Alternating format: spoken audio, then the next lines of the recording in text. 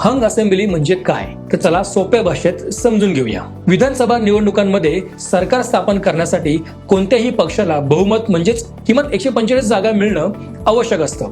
पण कधी कधी असं होतं की कोणत्याच पक्षाला 145 जागा मिळत नाहीत. अशी स्थिती निर्माण झाली की त्याला हंग असेंब्ली असं म्हणतात.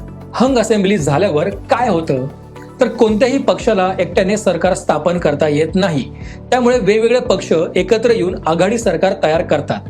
यासाठी 2 किंवा अधिक पक्ष आपापसात चर्चेतून एकत्र येतात आणि सरकार स्थापन करण्याचा दावा करतात.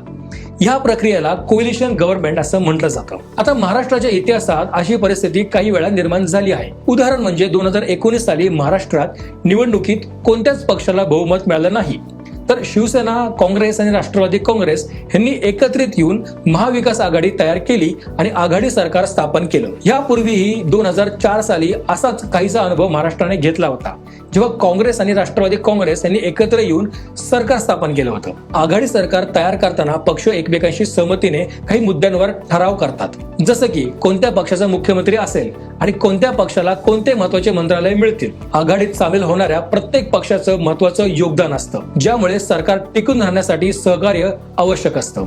तर मित्रांनो, हंग असेंब्ली म्हणजे असा वेळ जेव्हा कोणत्याच पक्षाला पूर्ण बहुमत मिळत नाही आणि त्यातूनच आघाडी सरकार निर्माण केली जाते. तर मतदान ही तुमची ताकद आहे.